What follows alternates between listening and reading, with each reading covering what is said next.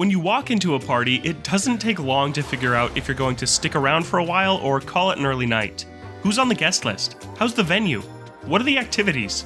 The same can be said about booting up a new Mario Party for the first time, and after spending roughly an hour with Super Mario Party Jamboree, I'm confident saying I'll probably hang out until the house lights come on at last call.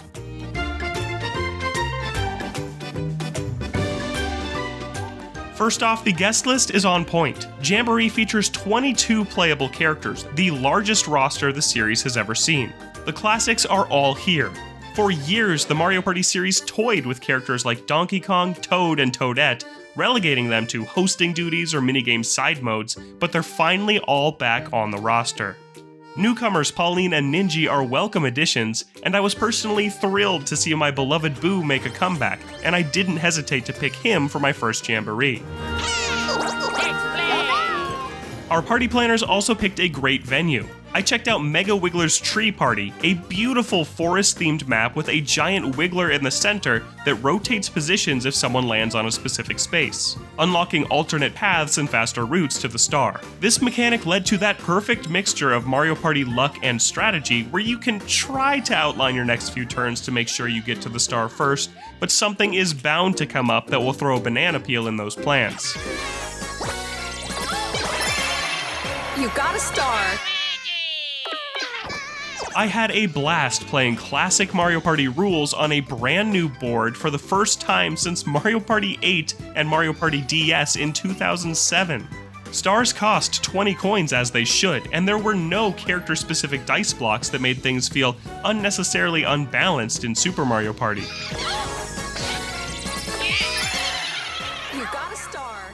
On my first turn, I swung by the item shop to buy something from Koopa Troopa. While browsing the wares, I noticed a few new items, like a shop hop box that warps you right to a random shop, which could get interesting if the shop stock powerful items like golden pipes later on. And board-specific items are back, with a Wiggler bell that gives you the power to change the position of the Mega Wiggler. Thanks to some lucky high rolls and a strategic item purchase of some double dice, I snagged the first star of the game on turn 2. This is definitely a nitpick, but I was disappointed to see that no one was there to sell me the star as in previous Mario Party games, and instead it felt like I completed my transaction at self-checkout. But that's probably only going to bother the most diehard of Mario Party fans. You got a star! No Mario Party is complete without a great collection of minigames, and I was impressed with virtually every competition I played. Prime Cut was a great 2 vs 2 minigame where I had to work with my partner to cut a steak perfectly in half. I don't know why the Mario Party series has built a reputation for having amazing looking steak, but I'm happy it's back. The best new minigame I saw was Sandwiched, which was reminiscent of Mario Party 4's Book Squirm, where we were standing in a picnic basket and had to avoid getting crushed by a downpour of endless finger sandwiches until only one of us was left. Meanwhile, Granite Getaway returns from Mario Party 6, where I frantically ran, or in Boo's case floated, away from a giant boulder Indiana Jones style. Much like the set of 7 boards in Jamboree, it's fun to see the series combine old and new with the minigame selection, because even though the new minigames always have a chance to be great, let's face it, you just can't beat the classics. Winners! Next, I said goodbye to Boo and hello to Goomba as I transitioned to see Jamboree's new 20-player online multiplayer modes. The first mode I tried was Cathlon, where you race 19 other players to be the first to complete 5 laps around a long track. You progress along the track by collecting coins in various single-player minigames that everyone competes in simultaneously. I had to collect coins, play whack-a-mole, and take bread out of the oven before it burned. I had a great time with all of these, as the right side of the screen showed an up-to-date map of the racetrack, so I could see how I was faring against my competition. After 3 rounds of minigames, we were faced with a Bowser minigame where we had to survive as long as we could or risk losing serious progress. Seeing my Goomba run for dear life while Bowser chased us down was hilarious. But to be honest, I don't see myself ever picking the Cathlon over either the classic Mario Party experience or the myriad of other online battle royales that are out there. Finally, Kaboom Squad is Jamboree's cooperative mode, and it was the last thing I got to try out. 20 players worked together to load bombs into a cannon to take down a giant imposter Bowser that was doing his best Godzilla impression.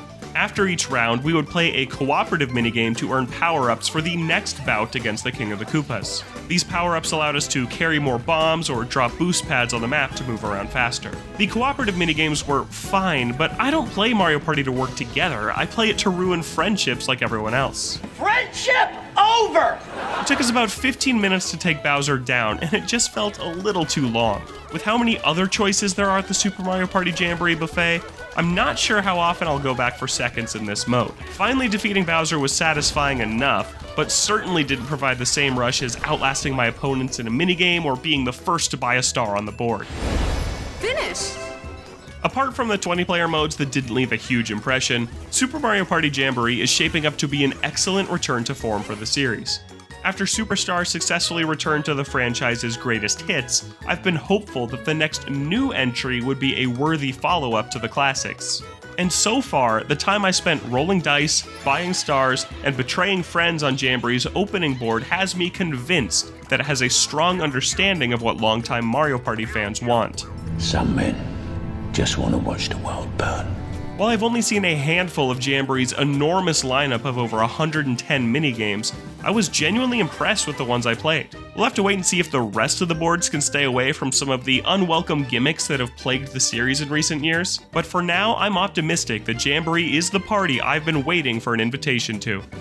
For more on Super Mario Party Jamboree, don't miss the announcement trailer, and for everything else in the world of Nintendo, stick with IGN. You got a star.